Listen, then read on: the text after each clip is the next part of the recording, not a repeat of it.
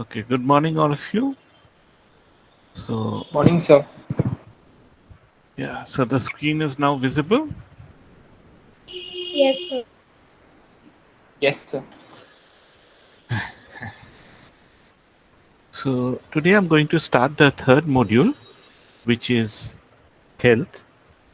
So, we are going to look into the challenges which was faced on the in the health sector and the progress that has been made so far. We are going to divide the lecture into some sections. We are going to start with a theoretical discussion that why is health important, and follow this up with why how do we measure health? What are the indicators for measuring health? Then we are going to switch over to the Indian economics, and we will start with a look at the access to healthcare services.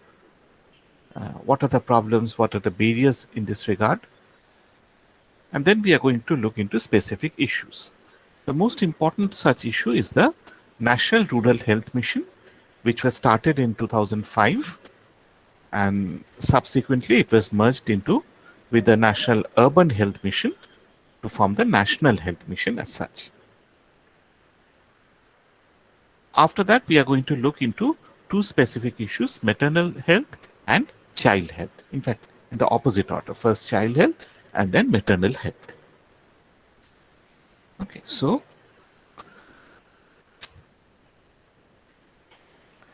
the structure will be of the lecture will be like this.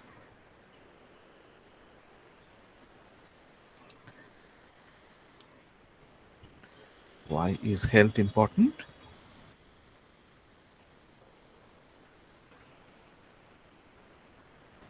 How do we measure health?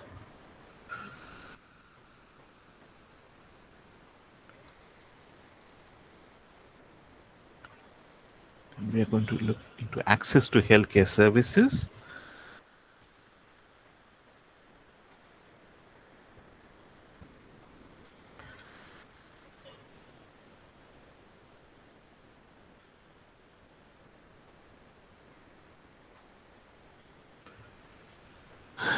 Okay,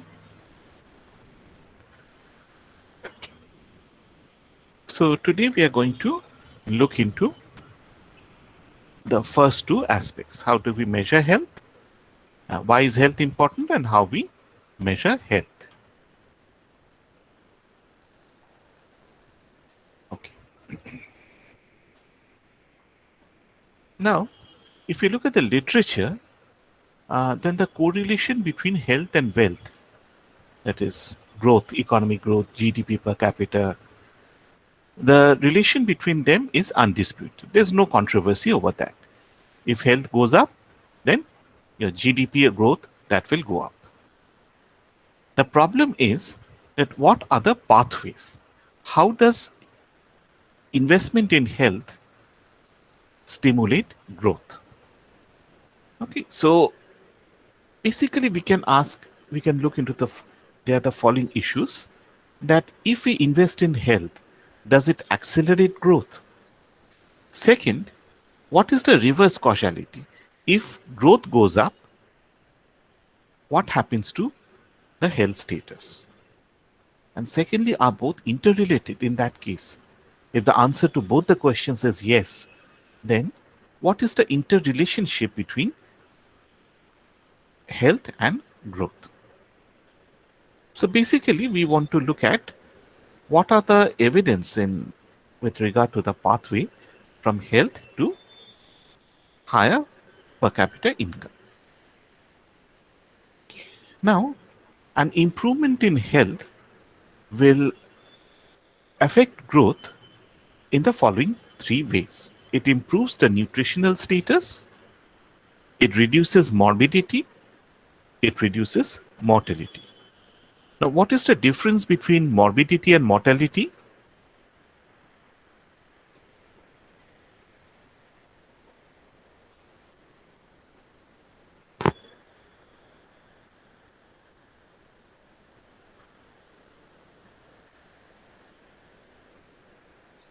কে বলতে পারবে এটা?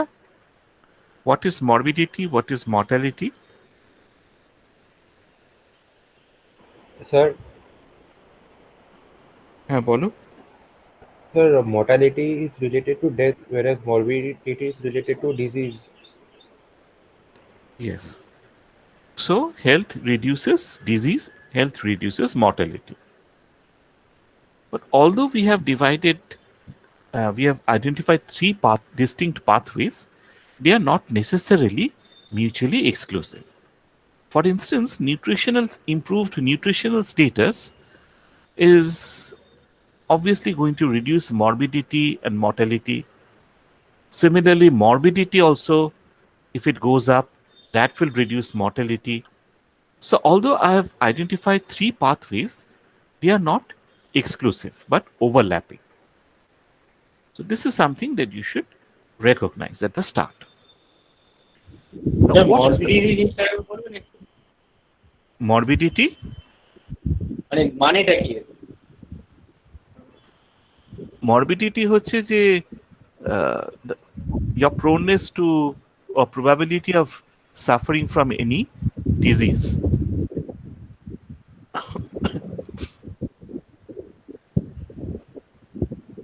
Mortality হলো তোমার মারা যাওয়ার প্রবাবিলিটিটা, death. Morbidity হচ্ছে you are getting some disease. ডিজিজটা তোমার একটা ক্রনিক ডিজিজ হতে পারে, শর্ট রান ডিজিজ হতে পারে, anything.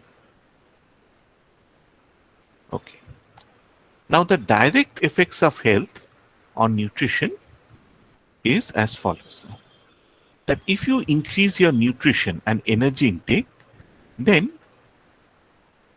the productivity of both manual and mental labor goes up.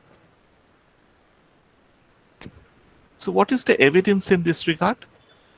Vogel pointed out that increased in the food grain output in the 19th century Europe led to an increase in the size, stature, মানে physical growth হচ্ছে workforce, and at the same time the strength, the productivity, that also went up.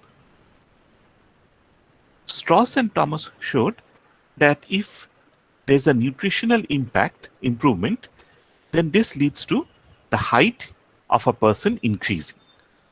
So if you have a long run improvement in nutrition in case of a community, you will see that over time the average height of the community will go up. So do you know what has happened to the Indian height, average height for Indians? So it has decreased. I read in the news recently.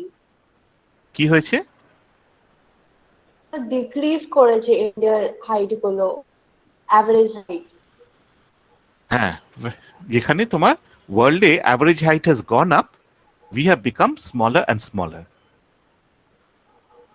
So a time will come when we'll become tiny like ants. Okay. So the physiological capital, Vogel also focuses on the physiological capital. So what he basically says is that a person's biological or genetic capacity to learn, acquire skills, and also to work depends on the nutritional status. And here there's a very interesting theory. No, I'll just check this if I've discussed it later.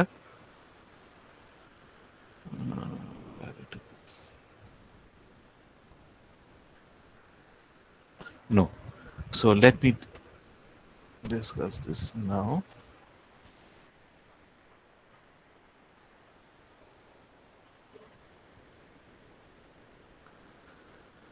So this is there's something which is called the fetal origin hypothesis, which was put forward by Baker in the late 1980s and 1990s. He was working in Osmond Hospital, UK, and Baker argued that if a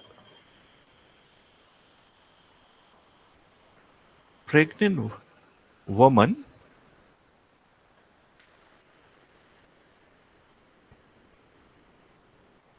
did not get adequate nutrition,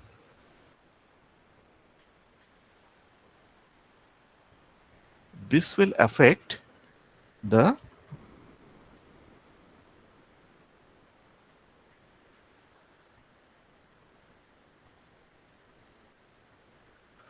long-term health of the child. This word long-term is very important. আর এমনি যেটা হচ্ছে লিটারেচারে যেটা বলা হয় যে if the mother doesn't get nutrition, the conventional hypothesis is that if the mother doesn't get adequate nutrition,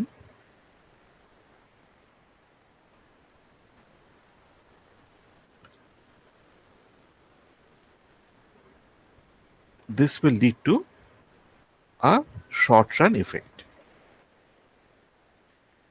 It is manifested in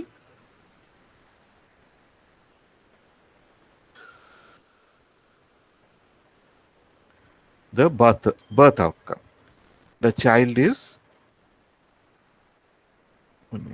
wasted, stunted, এরকম আর কিছু problem হচ্ছে, মানে the birth weight is low, you can say.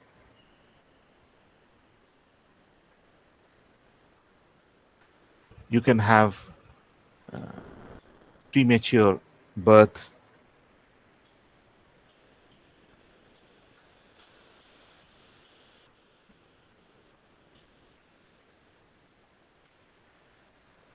so the conventional hypothesis is in terms of a short-run effect, but Barker pointed out that this can have a long-term health of the child.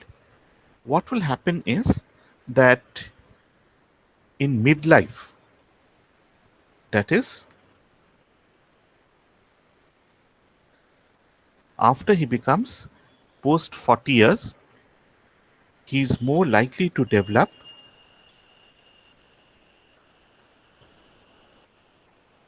cardiovascular diseases, diabetes mellitus, nephrological ailments, and so on. Okay. So the question was then, what is the evidence?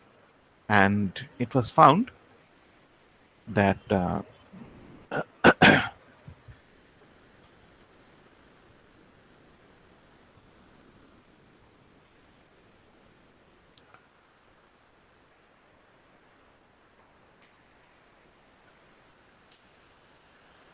in Stalin, you know that during the Second World War, when the Germans had attacked Russia, the Russian army initially withdrew. And then they decided to make the stand in Stalingrad or St. Petersburg, which was later renamed Stalingrad. So there was a long siege during World War II. And during this siege, obviously, food supply, food deficits occurred. Okay, so there was starvation. It would be very mild to say that there was food deficit. There was just starvation. In fact, there were reports that people ate rats. There were some cases when cannibalism was reported. The situation was awful. So, what happened was that the কি স্ট্যালিনগ্রাড যেটা বলছিলেন, হ্যাঁ বুঝলাম না ব্যাপারটা কি। স্টালিনগ্রাডে কি হয়েছিল তুমি জানো তো? না, জানি না। সেকেন্ড ওয়ার্ল্ড ওয়ারে the Germans had attacked Russia, and the Russian army initially withdrew. Then they stopped at Stalingrad and tried to halt the German advance. So, for a pretty long period, Stalingrad was besieged, and the Germans tried to take Stalingrad. The residents of Stalingrad, the Red Army, they resisted, and during this time, uh, several problems occurred. One of which was there was a shortage of food and medicine, and as a result of this, starvation occurred. You had acute starvation. So now you have this provides a natural experiment to test the fetal origin hypothesis. So the women who were pregnant before the siege and women who were pregnant during the siege. So this group had received adequate nutrition. This group did not get adequate nutrition. So the children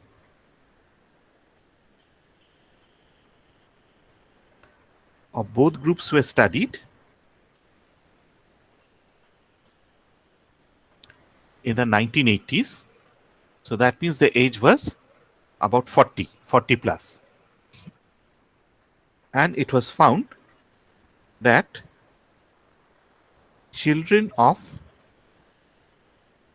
latter group had a higher incidence of diabetes mellitus.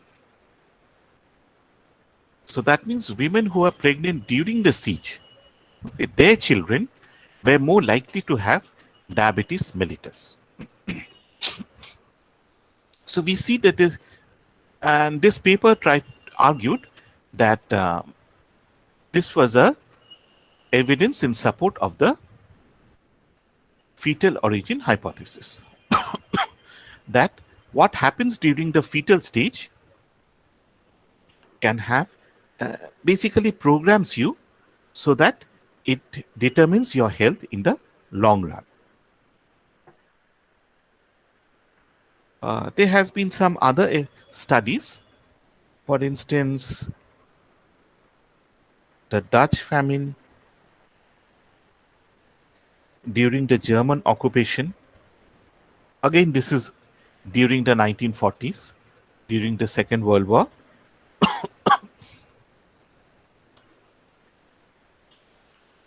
You had the Chinese famines.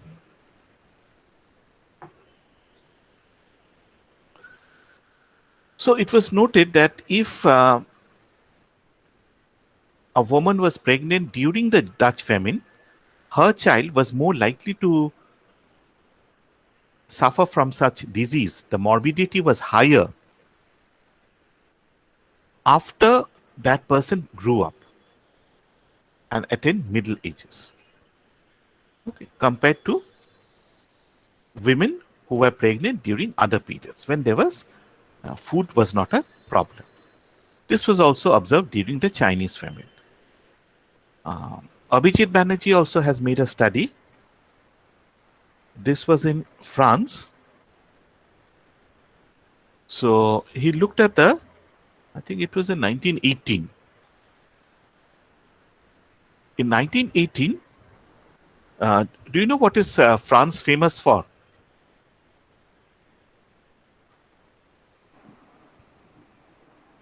So in terms of like uh,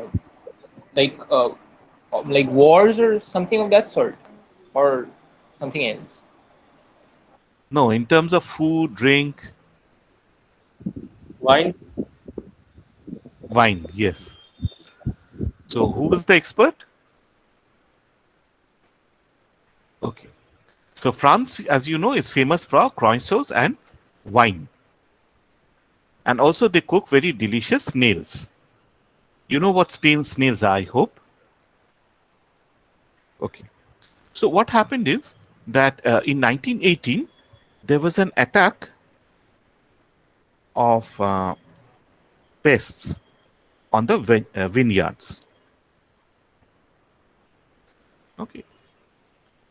It was an attack of an insect called Phylloxera. So the production of vines went down, and this meant that income and consumption are both going to decline.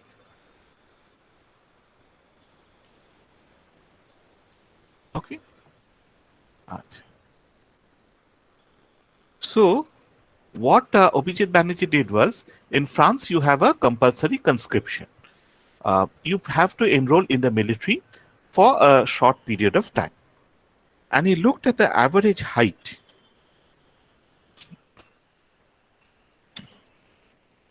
of military conscripts.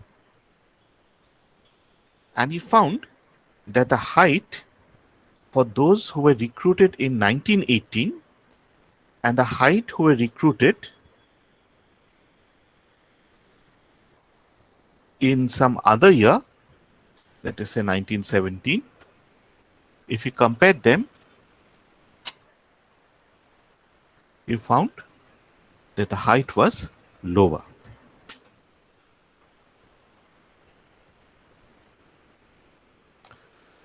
Okay, so so this was observed when they had joined the army, that is about 18 years after. So that is, fetal starvation has an impact. When he made the calculation, so when those who were born in 1919, when they joined the military, and those who were born in 1918 before the pest attack, he compared their heights. So again, all these provide evidence of the fetal origin hypothesis. But the criticism was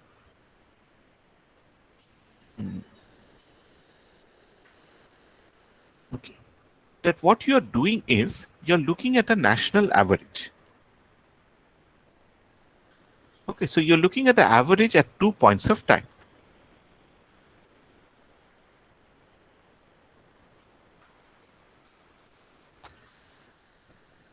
What can happen is, during normal times, we can have some people who face a nutrition deficit, and during periods of shocks, that is during famine, most people face nutrition deficits, but there may be some people who do not face such shocks. Okay. So this can contaminate the data. So in recent years, the fetal origin hypothesis was tested using a different approach. The focus shifted to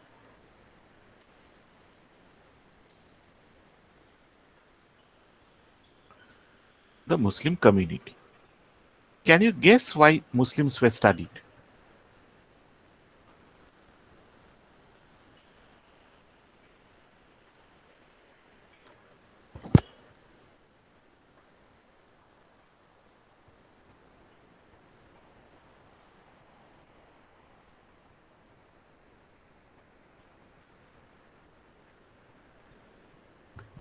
So they have a large number of children, that's why.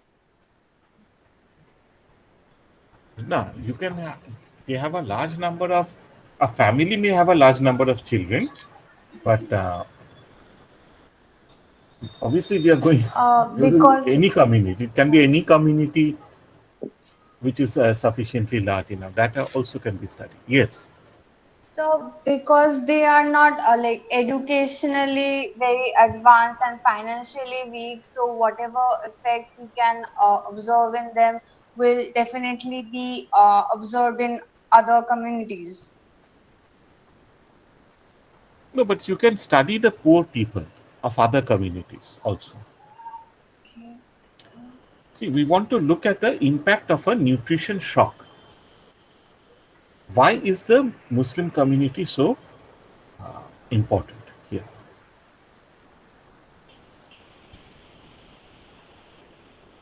Do we suffer any nutrition shock? If so, why?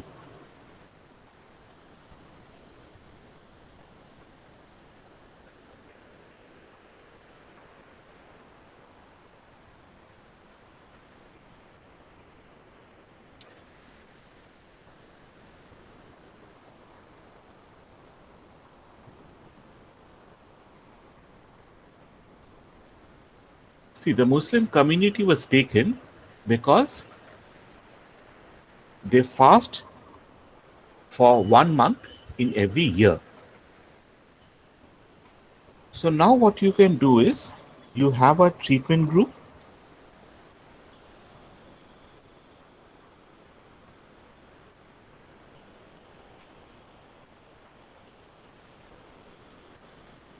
So you have the treatment group comprises of women whose pregnancy coincides with Ramadan, and you have a control group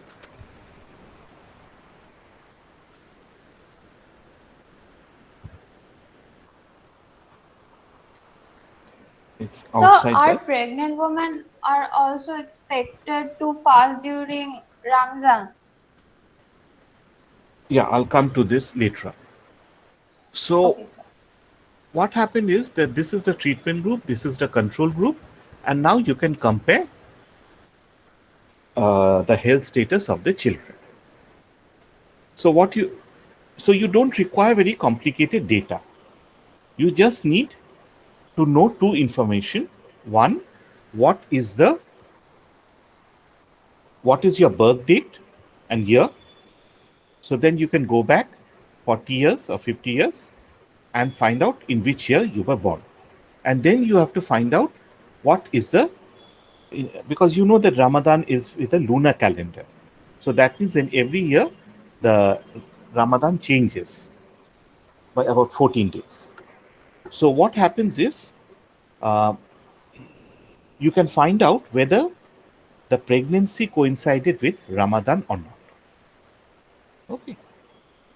So if it coincides, treatment. If it doesn't coincide, you have control. And again, it was found that the mean of the treatment was worse than the mean of the control group.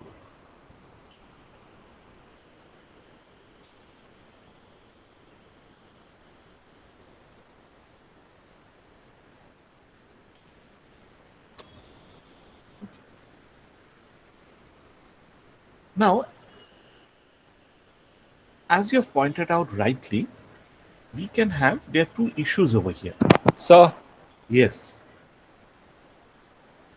It's the mean metric. So, what is this mean of what for the treatment and the control groups? Well, it depends. They've taken different indicators. Okay, so in fact, when I'm writing this statement, it doesn't really make sense. So, suppose you have taken how many persons have diabetes. Okay, so if you're looking at morbidity, in that case, you have exactly the opposite.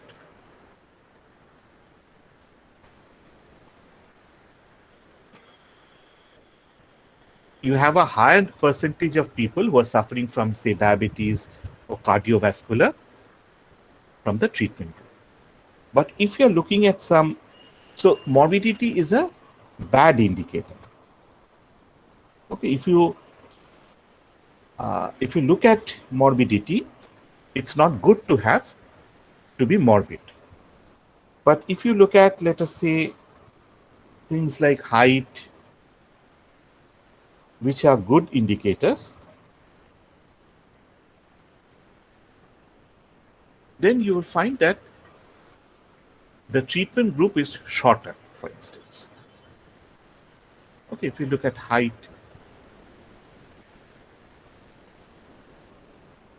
So basically, what they are saying is that the treatment group was worse than the control group. Okay, this is the main thing. Which mean is greater, which mean is Okay, so worse got it. is not important.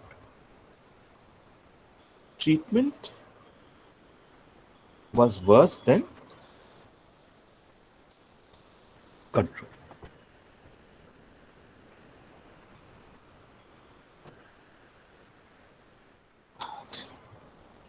Now, as you pointed out, the limitation, Ramadan is, or keeping the fast is compulsory. But certain people are exempt. If you are traveling, for instance, you are too young to remember. How many of you were there in 1978?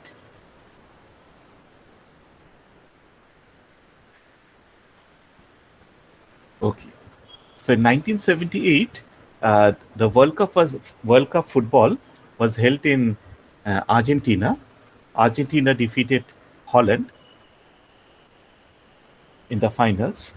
And but why I'm talking about this 1978 World Cup is the Kuwait, I think the Iran team had qualified for the World Cup finals. Okay, but the World Cup coincided with Ramadan. So the football team was given a special dispensation that they need not keep the fast. So they returned, they played the World Cup. They nearly drew with Germany. And then they came back. And after some time, not in the month of Ramadan, but in some other time, they kept the fast. So travelers are exempt. If your health condition is not good, then also you are exempt from fasting. So that means women who are pregnant need not fast. However, so when we are saying this treatment group, so that means even if you have not fasted, you are considered to be a part of the treatment group. Okay. On the other hand, there may be some people, mainly from low-income households, who have some problem. The income is low, food is low, and therefore, it's not a case of Ramadan. Their nutritional intake as such is low because of some other reasons. So what you have is contamination of the treatment and control groups. So the fetal origin hypothesis is somewhat a bit dicey.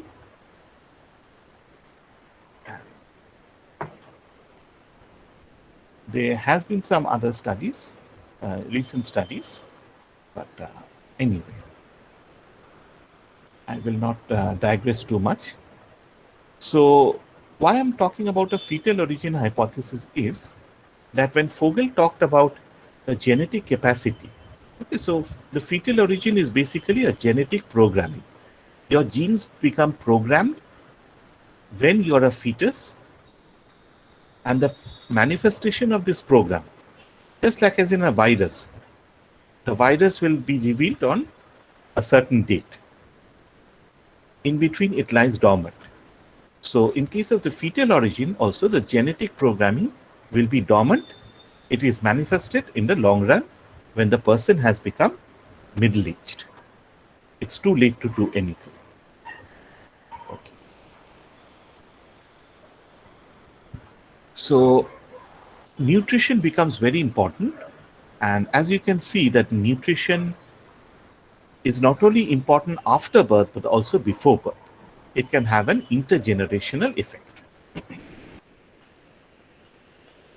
Now let us look at the impact of health on morbidity. See, why is morbidity so important? What is the impact of morbidity on growth? Well, if you're not well,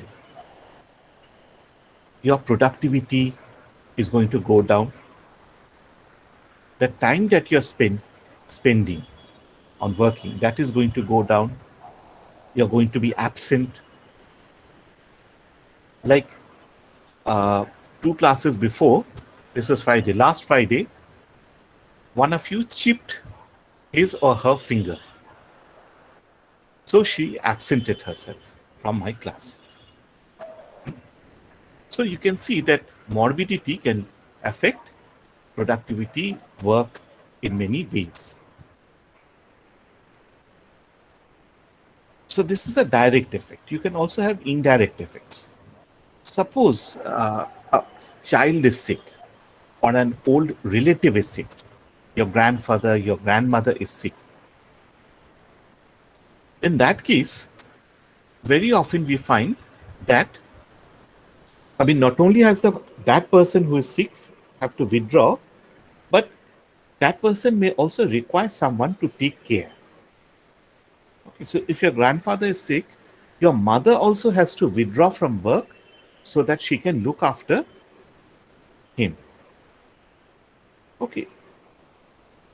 If the child is sickly, again the mother may have to withdraw from work so that she can look after the child. So what happens is the person who is sick, that person withdraws. The person who looks after the sick person, that person also has to either withdraw or reduce labor hours working. So consequently, if the person who was sick recovers, then both the patient and carer, the person taking care, both of them may re-enter labor market and augment increase household income. The third is, diseases are of two types: communicable diseases and non-communicable diseases. So communicable diseases are, COVID is one, but you can have TB as one. TB is one. Respiratory infections. So these are communicable diseases which can spread from one person to another. Cholera, typhoid, etc. There are other diseases which are called non-communicable diseases. Like for instance, diabetes, cardiac problems. You can have kidney problem and so on.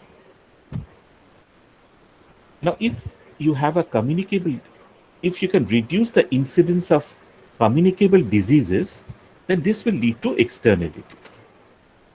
Okay. So if a person is sick, the probability of other people getting sick is also high.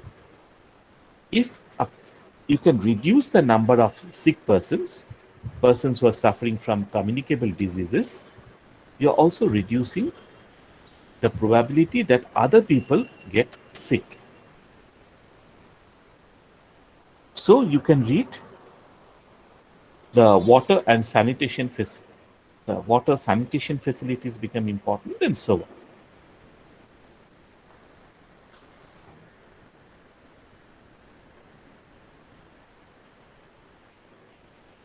The third impact of health is on longevity, how long you live for, your life expectancy. Now this you will see is a very complicated, much more complicated than we normally think.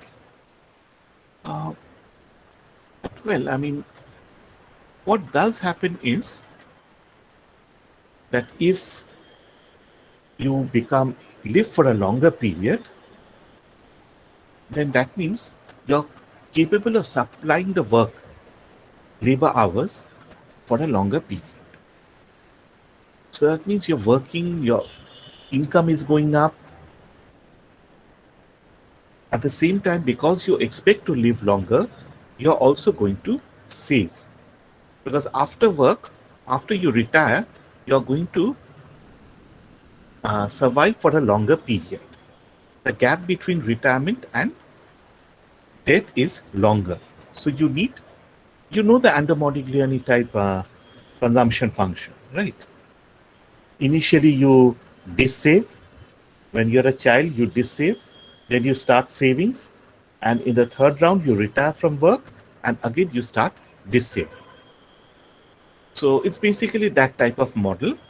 And if you live longer, you're going to save more to finance your post-retirement life. Simultaneously, the increased savings, what can happen is that you will also want to earn a higher income so that your savings too goes up, and you will take part in activities which will increase your income when you're working. So education is one. So these are indirect effects. If you live longer, you will want to educate yourself. The incentive to education becomes stronger. You educate yourself, you earn a higher income, and you can save more.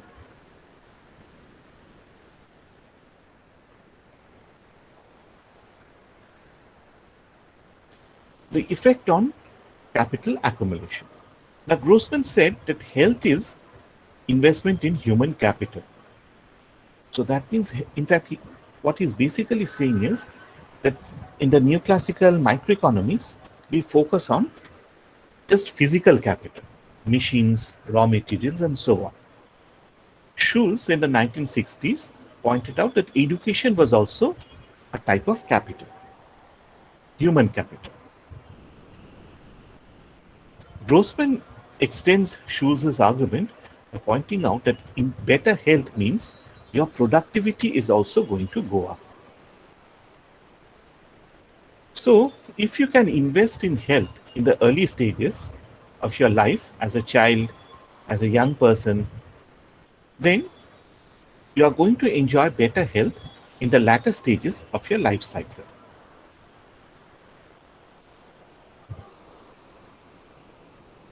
In the immediate period, if you invest in health of a child, then this can lead to improved educational outcomes also. Improvement in enrollment, improved attendance, learning, better performance, gender disparity goes down. But remember that all this is also the impact of nutritional deficiencies. So there's overlap, okay, between the different pathways. So if your educational outcome goes up, then the worker, this is investment in, again, investment in human capital. Your productivity is also likely to go up, and this is going to lead to accelerated economic growth. Now, there has been some country studies. Yes.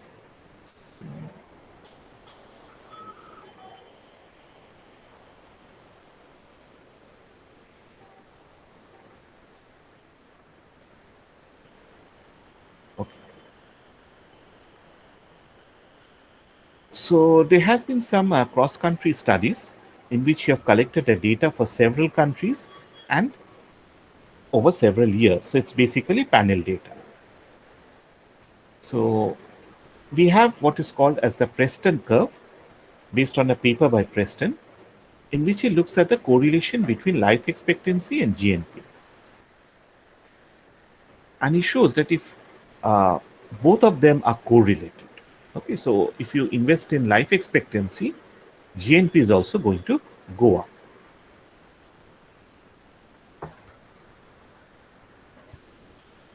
The problem over here is that you really have a two-way effect. Okay. Life expectancy can lead to increased economic growth, but if growth goes up, then you have higher income, more food, so life expectancy or health will also go up. So there is some problem in estimating this model, but anyway, the Preston does make a point when he argues that there's a correlation between health and growth. Pritchett and Summers looks at the impact of infant mortality rate and child mortality rates. And he found that, well, the result was again ambiguous. Health improvement leads to growth, but it is also possible that what we are actually observing is the impact of growth on health improvement. Gallup and Sachs looks at the impact of health on level and rate of growth, and he finds that there's a positive relation. Bloom, Canning, and Sevilla shows that there's a very large effect of health on growth. the limitation of cross, but the problem over here is that if you just focus on cross-sectional studies, there is a problem. I'll show you. In fact, there are two problems. I'll show you what the problems are.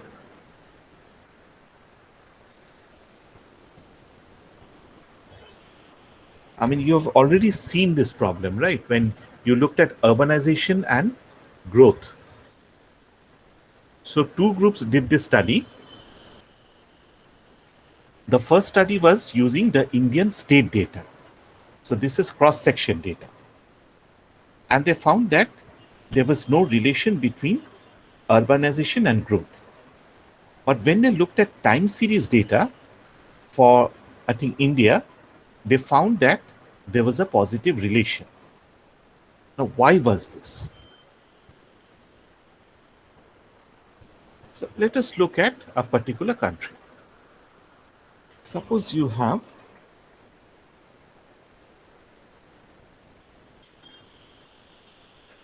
looked at all the countries. Okay.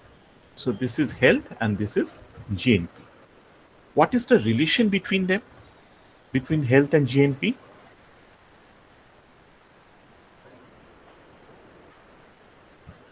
So, isn't it positive empirically?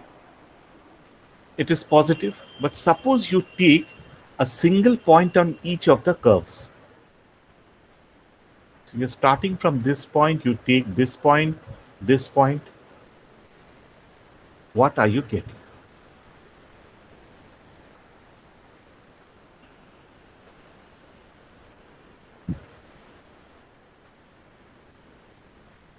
What is the relation? So you can't observe these points, okay? You can only observe one point on each of the lines.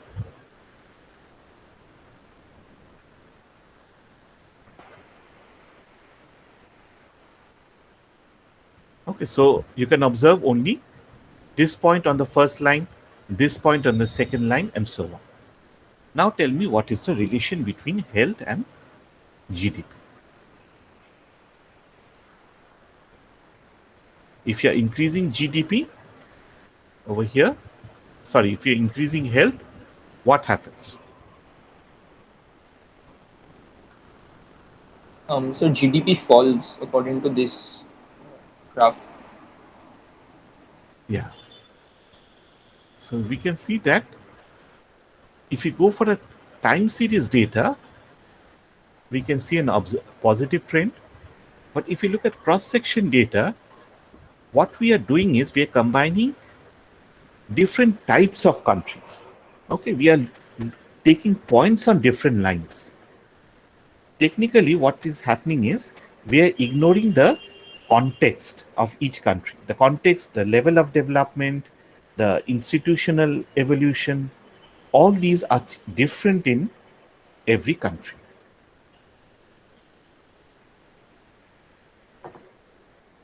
Okay, so in that case, we may very well, because countries are at different levels of GDP, we may very well get a curve which is totally against what is the real relation.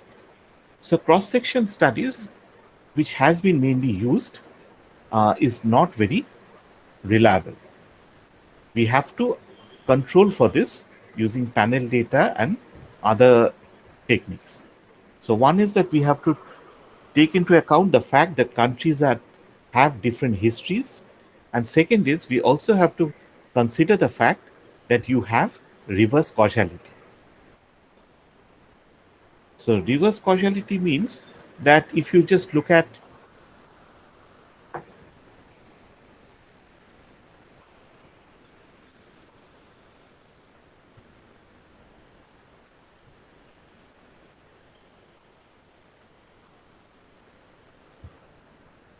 GDP is leading to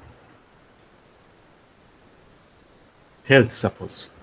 But if we regress this, if you put health here and GDP here, what type of relation will we get? We will get a positive relation, which means that increased health leads to GDP. But actually, what is the relation? GDP is the causal factor behind health. Okay, so unless you can identify which is the causal factor, you can't really come to a conclusion whether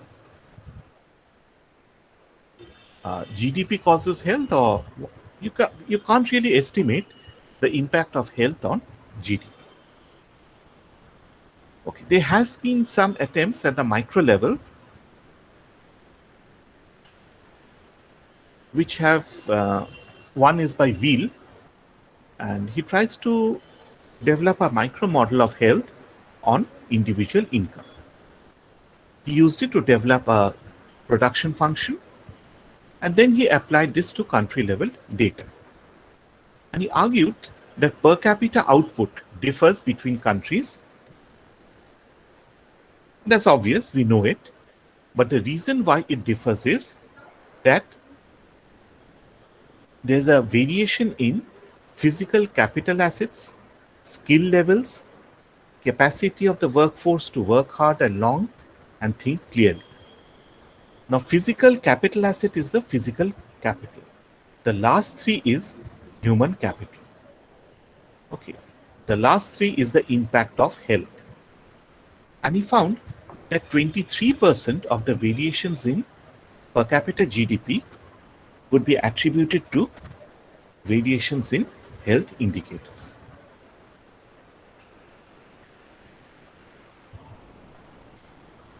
Okay. There has been case studies of the impact of health.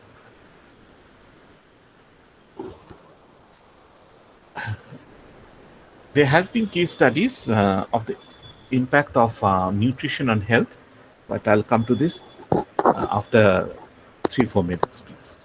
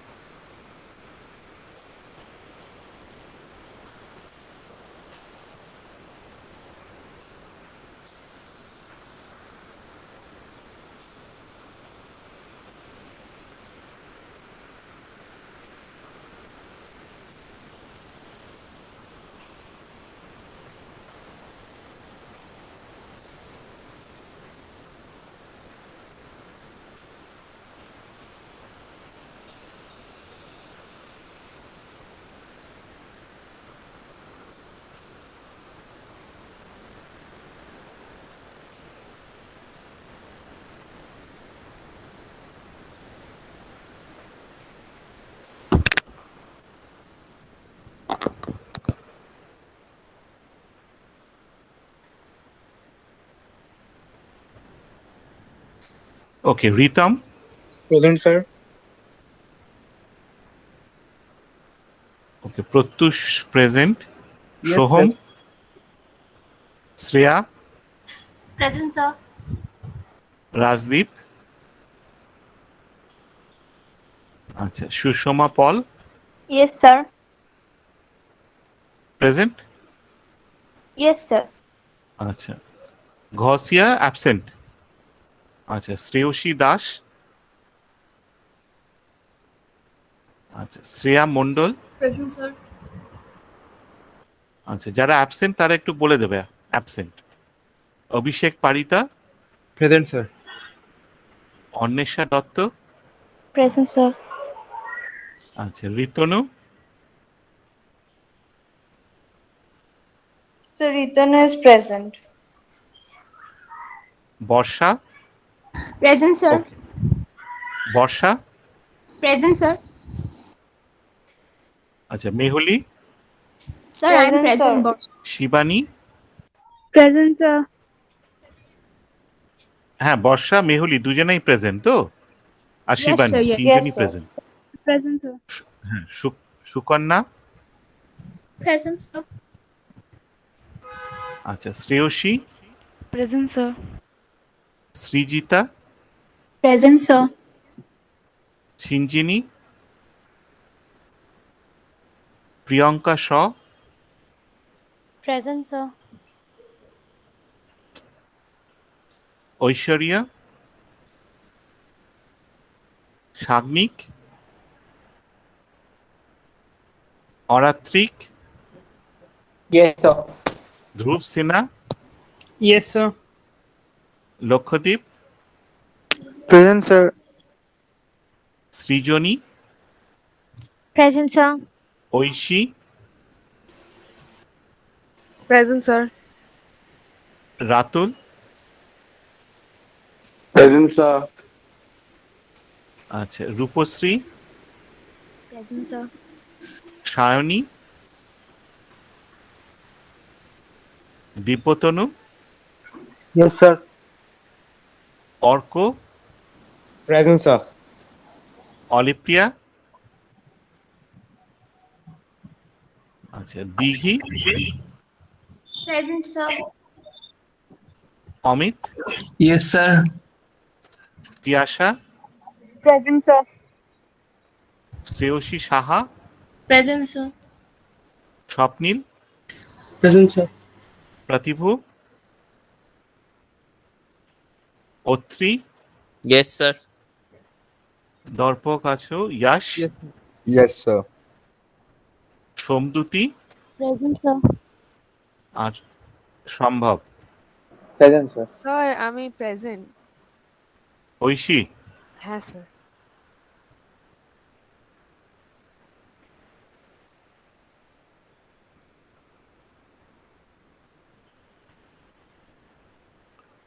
ওকে,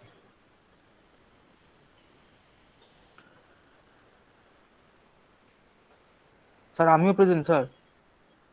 তুমি মানে? Sir, দিব্যতনু।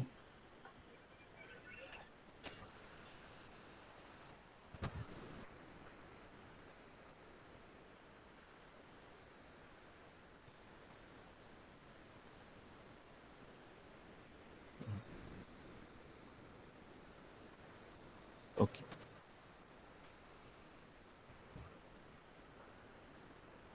So coming back to this paper,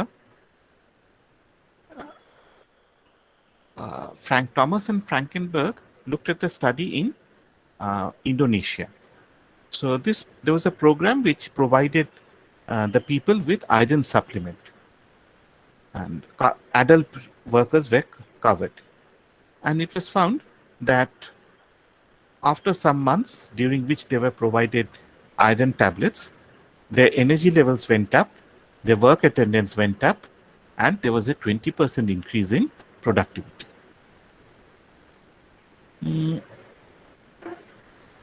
The problem, however, is in many cases that you can have an increase. I mean, if the nutritional status, the health goes up, your productivity may go up. Okay. But the increased productivity may not be revealed in a corresponding increase in output or income. The reason is that capital may be a constraint, markets may be a constraint. So, what happens if I ask you to do something? If I give you a task, you complete the task earlier because you are now more productive. But because you only have a target, you cannot work beyond that. Okay. মানে আগে যখন when you were ill, not well, you had a poor health status. If I give you an assignment, you can complete this in 6 hours. Now, if I give you the same assignment, you are going to complete this in 4 hours. But if I focus on the output, what is the output? Your assignment, that has remained same. So even if health goes up, if health improves, in many cases, there may not be an increase in output or income. There is an increase in productivity, but because you don't have capital, there's no market for the extra output, you simply complete the task earlier and the hours that is saved is diverted to non-work activities.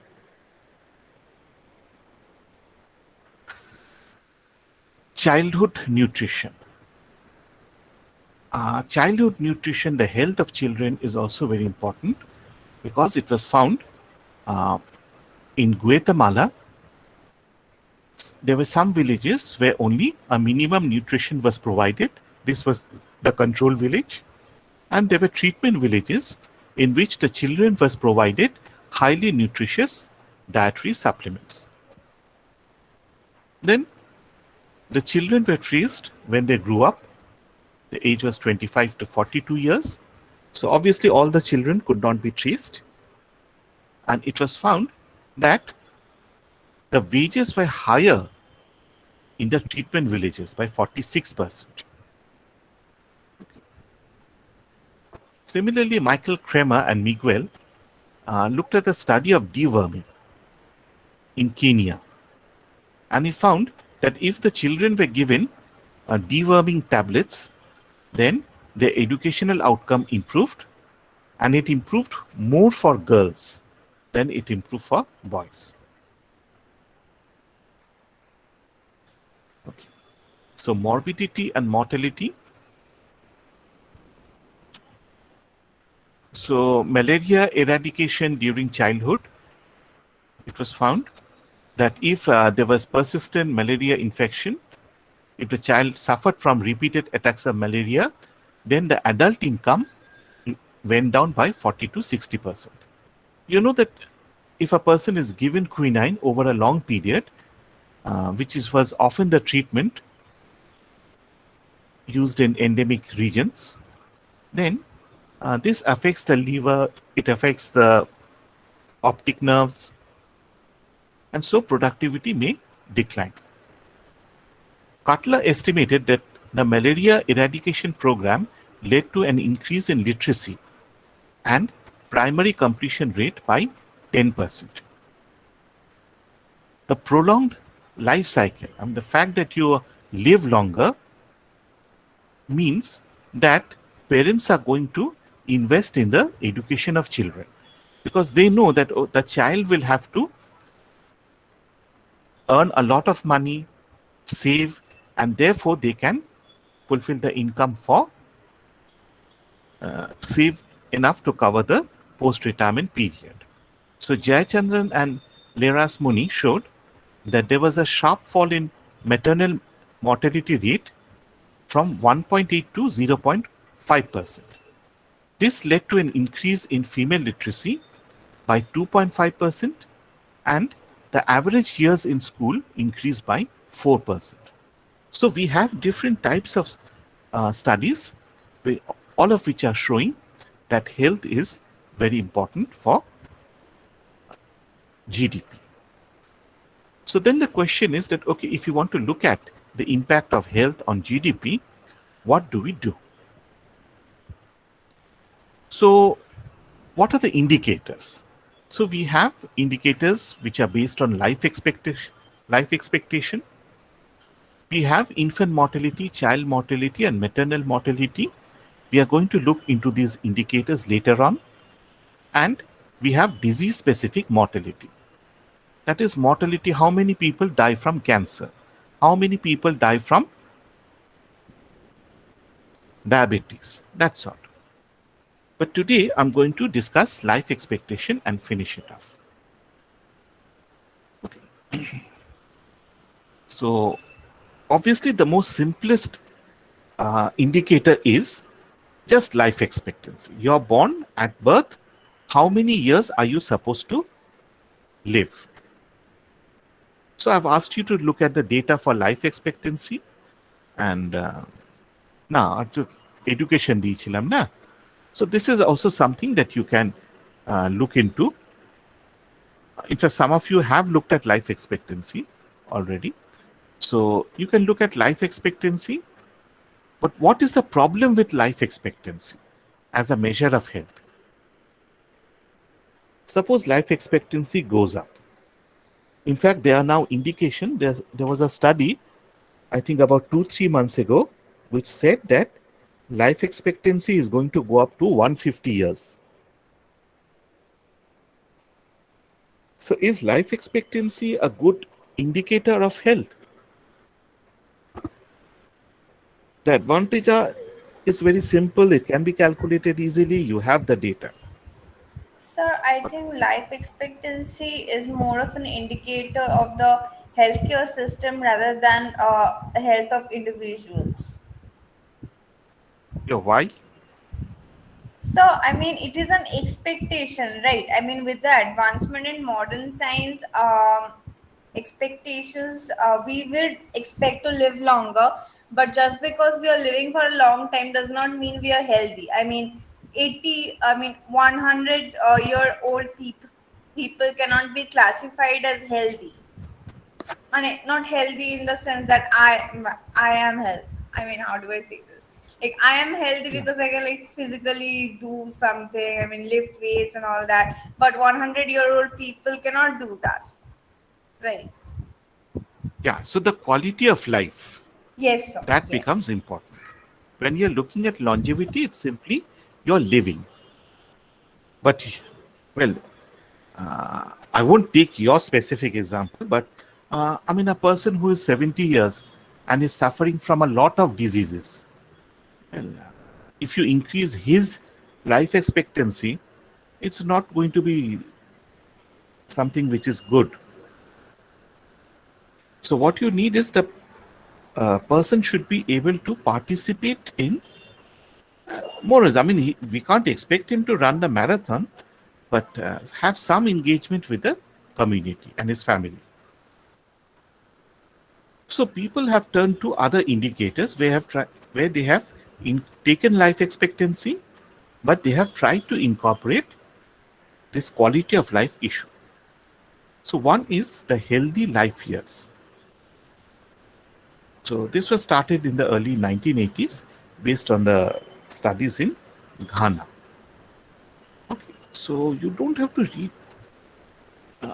It gives you a lot of information, but you don't need all the details. So basically here you're looking to that okay, you're supposed to live this long, but how much are you losing because of disease and because you're dying? So you're incorporating the impact of morbidity or disease over here. I'm not going to go into the measurements, which can be a bit complicated. So you should just try to know the basis of this. The second is DALY. So again, this combines the time lost due to disability.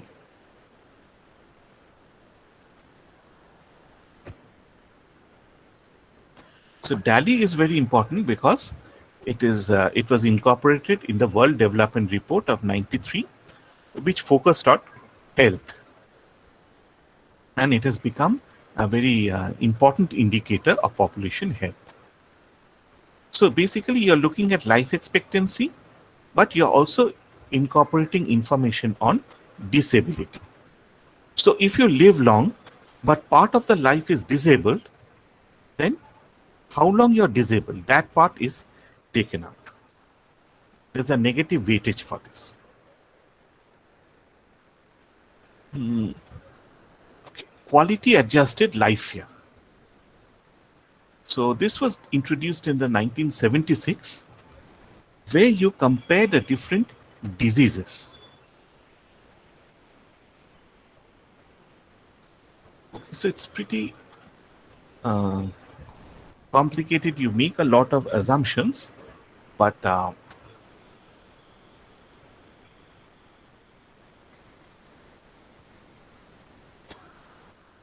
us see.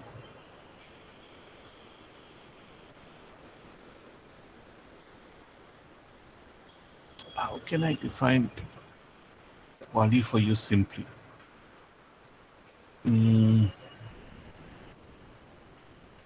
So this is quali is basically looking at the incorporating intervention also. So you have a disease, and the intervention can check the disease to some extent and will affect your quality of life. Okay. Fourth is health adjusted life expectancy. Again, this was developed during the 1990s, where you have life expectancy, but I mean, all these estimates, you're just changing the basically you are changing the adjustment process. You start off with life expectancy, and then you adjust for disability, you adjust for disease, you adjust for death, and so on. Okay. So health adjusted life expectancy is now used by the World Health Organization. It has become more important than the disability adjusted life expectancy, or DALY. So currently, right now, the health adjusted life expectancy is supposed to be one of the best measures for health. Okay, so over here you can see the life expectancy at birth. So you can see that from 2005, and the data is from 2015. In the 10 years, Mexico is gaining by, if you just look at life expectancy, Mexico is gaining by 2. But if you look at healthy life expectancy, the gain is slightly higher. So if you compare this and this, you can see that there is a correlation. Let's see India. India will gain by 1.6, but the gain in healthy life expectancy will be less, 1.6. So you can see that in many cases, the gain in terms of healthy life expectancy is less. In most cases, in all cases, we find that life expectancy has gone up. Here also, healthy life expectancy has gone up, but the increase is less in many cases. Congo, Nigeria, of course, it has healthy life expectancy is better, and so on. The problem with healthy life expectancy is that it's very difficult to make these calculations. And so it becomes difficult for people to calculate this every year. So if you look at the data, well, that is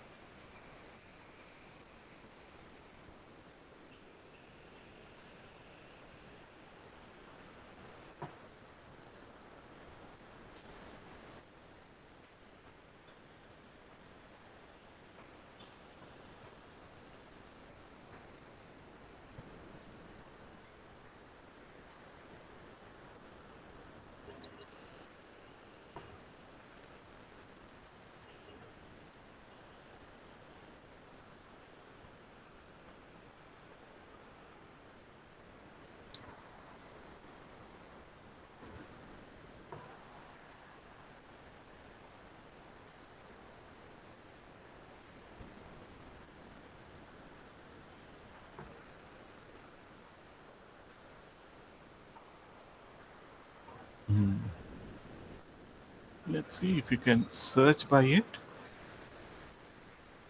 You have the data, but as you can see, the data is given only for 4 years. So you can download this data also. Let's see what has happened to India. So this is at birth, life expectancy at 60 years, and these are the hills. Okay. So let us look at total life expectancy. So it has gone up sharply from 52 to 57, but then it has plateaued off, 59, 60. At the age of 60, you can see, so at 60, how many more years will they live? So 11, 12, it has gone up, but again, you can see that it has plateaued over here.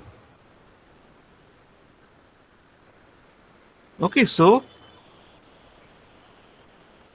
this is the site.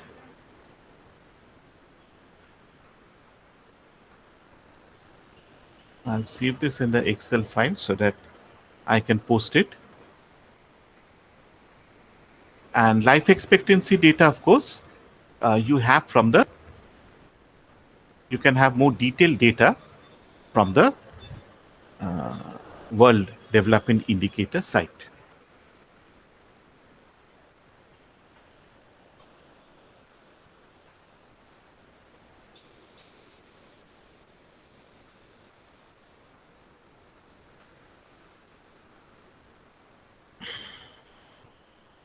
Okay, so over here you have, I think, Delhi, etc.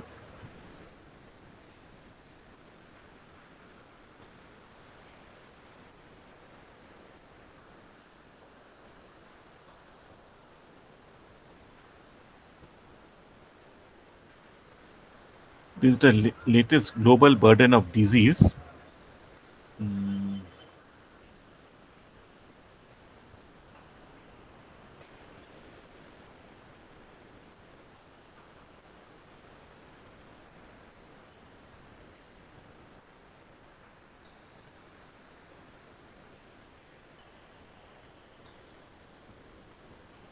But anyway, I think this will be a bit too complicated for you. So it's better if you, there's no point in going to this. But okay, I mean, you know that you have data like this. So in the future, if you want to do any study, you can always use these data. The global burden of disease data is available for every 2 years.